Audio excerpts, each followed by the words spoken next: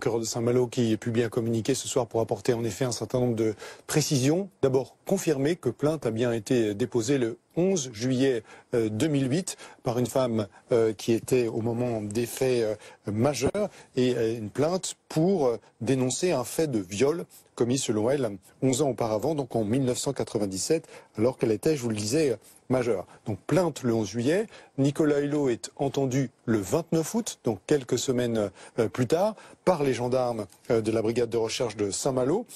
Il apparaît aux enquêteurs que les deux versions sont évidemment divergentes, pour ne pas dire incompatibles, précise le procureur, quant au consentement de la relation sexuelle précitée. Mais les faits ayant eu lieu, s'étant déroulés entre le 9 et le 11 juin 1997, c'est-à-dire plus de 10 ans avant le dépôt de la plainte, eh bien, le procureur en tire les conséquences et classe l'affaire sans suite.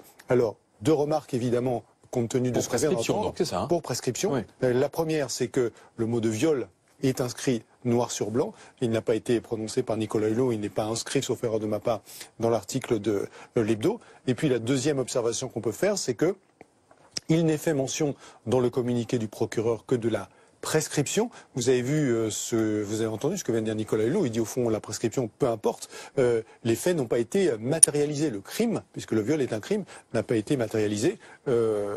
C'est pas ce que dit le procureur. Lui, le procureur, dans le communiqué de ce soir, il évoque simplement la prescription.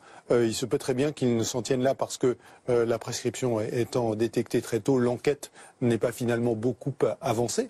Mais en tout cas, c'est le seul motif de prescription qui est mis en avant ce soir par le procureur de Saint-Malo dans son communiqué. Alors,